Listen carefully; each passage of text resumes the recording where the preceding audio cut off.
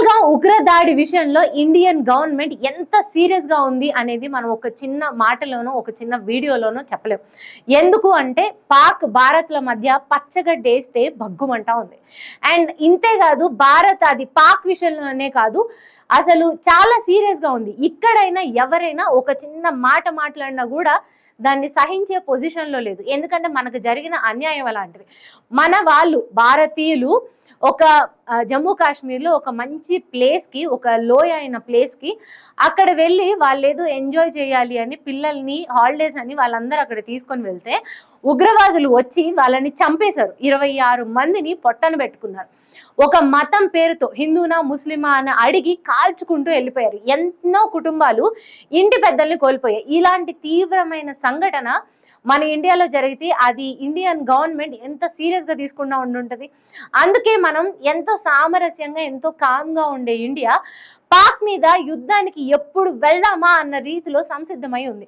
అయితే ఈ టైంలో BBC అనే న్యూస్ ఛానల్ ఉగ్రవాదులు అనకుండా ఆ తీవ్రతని తగ్గించేసేలా, ఏదైతే మనం ఇప్పుడు పడుతున్న బాధ తీవ్రత తగ్గిపోయేలాగా మిలిటెంట్లు అని మాట్లాడడం జరిగింది.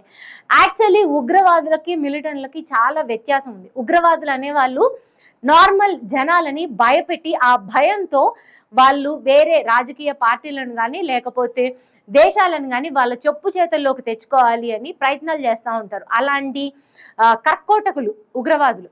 వాళ్ళకి ఎవ్వరు లేదు అంటే ఒక చిన్న పెద్ద ఆడ మగ అలా ఏమీ లేదు. ఉగ్రవాదులు అలా ఉంటారు. వాళ్ళకి భయమే ఆయుధం. ప్రజల మొహాల్లో కనిపించే భయమే ఆయుధం. కానీ మిలిటెంట్లు అలా కాదు. వీళ్ళు చేసేది కూడా పోరాటమే. అయితే మత సంబంధమైన లేకపోతే రాజకీయ నాయకులతో వీళ్ళు పోరాడుతూ ఉంటారు.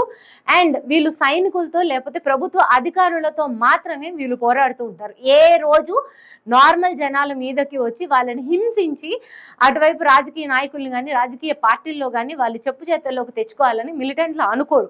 అలాంటి మిలిటెంట్లకి ఉగ్రవాదులకి నక్కకి నాగలోకానికి ఉన్నంత తేడా ఉంది. ఏదైనా తప్పే, కాకపోతే చాలా వ్యత్యాసం అయితే ఉంది. ఉగ్రవాదులు అనే పదానికి ఉన్న ఇంటెన్సిటీ పోయేలాగా BBC ఉగ్రవాదులు అనకుండా మిలిటెంట్లు అనేసరికి దీని మీద ఇండియన్ గవర్నమెంట్కి చాలా కోపం వచ్చింది. అండ్ BBCకి మన ఇండియన్ గవర్నమెంట్ నుంచి అధికారికంగా లేఖ కూడా పంపింది. మీరు ఎలా మాట్లాడతారు, ఈ పదాన్ని మీరు ఎలా వాడతారు అని కూడా ఇండియన్ గవర్నమెంట్ అడగడం అయితే జరిగింది.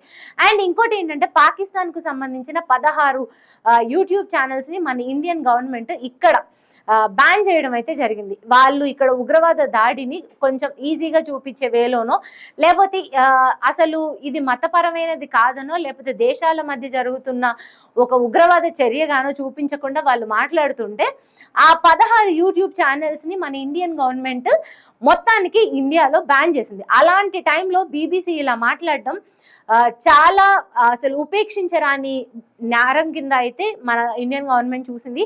అందుకే BBCకి ఒక అధికారికంగా ఒక లేఖను అయితే రాయడం జరిగింది. దీని మీద మీరు ఏదో ఒక వివరణ ఇవ్వాలి అంటే కోరడం అయితే జరిగింది.